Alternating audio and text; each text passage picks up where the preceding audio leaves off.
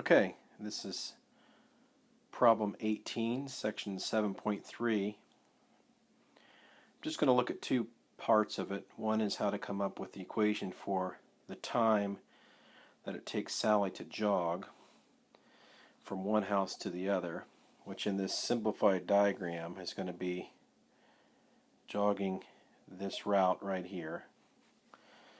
And so the time, figuring out the time, an expression using the angle theta to describe the time it takes to jog that.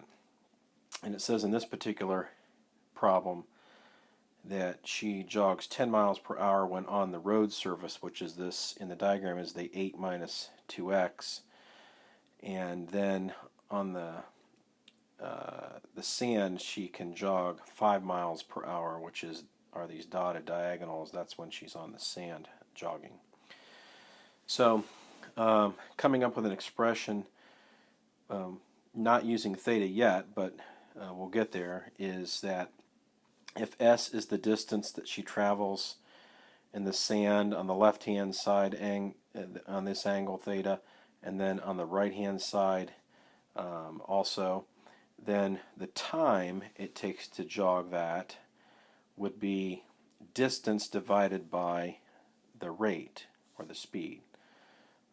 And so the distance is 1s plus another s, so 2s divided by the rate, and on the sand she's running at 5 miles per hour. So an expression that describes the time running on the sand or jogging on the sand is 2s over 5. In a similar way, the time on the road, which is this stretch here where it says 8 minus 2x, that time would also be distance divided by rate, and the distance is 8 minus 2x, and then the rate is 10, so it would be 8 minus 2x over 10.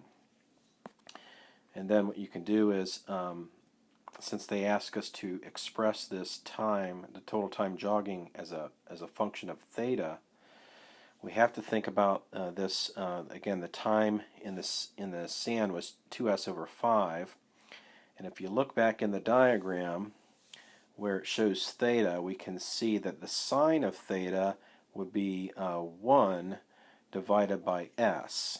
So 1 over s is the sine of theta. And so sine theta is 1 over s, which means when you solve for s, then s equals 1 over sine theta, or the cosecant of theta. So s equals cosecant theta, and then you can substitute in cosecant theta for s in this formula for time that we came up with. So, and that's what we're going to do here, as you can see in the diagram, that instead of 2s over 5 here, we have 2 cosecant theta over 5. And so that is the time it takes to jog on the sandy part, expressed using the angle. Do the similar thing here with the expression that we came up for the time that was spent running on the pavement, which is 8 minus 2x over 10. And then if you go back and look at the diagram, you can see that the tangent of theta would be 1 divided by x, opposite over adjacent. So tangent theta equals 1 over x. So tan theta equals 1 over x, and then solving for x, x equals 1 over tangent theta, which means x equals the cotangent of theta.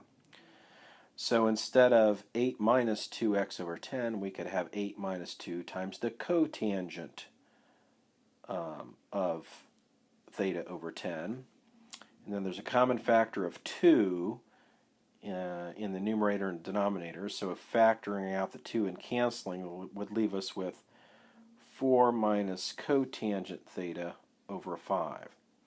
So now we have these two time expressions, the time that it takes for running on the sand expressed as a function of theta, and then the time that it takes to run on the pavement as a function of theta. And so you add those two together and you get an expression for the total time running as a function of theta.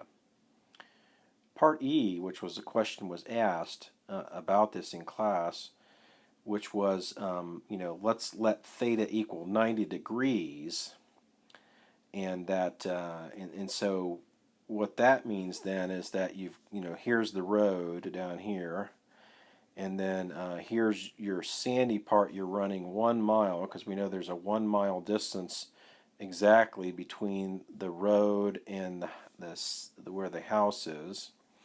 And so we know that if we're supposed to express the time that it takes to do the jogging, if these angles are 90 degrees, which means basically she's running 3 sides of a rectangle here that I've put in purple.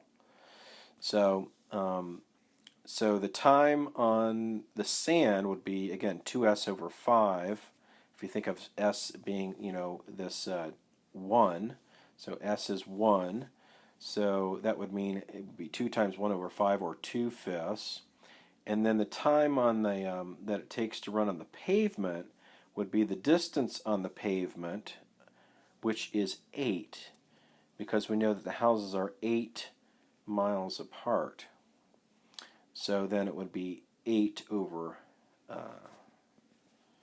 excuse me, it should be 8 tenths. It should be 8 tenths. So 2/5, basically what you have to do is take 2/5 plus 8 tenths, and that gives you 1.2 hours. And that's how to come up with the answer for part E.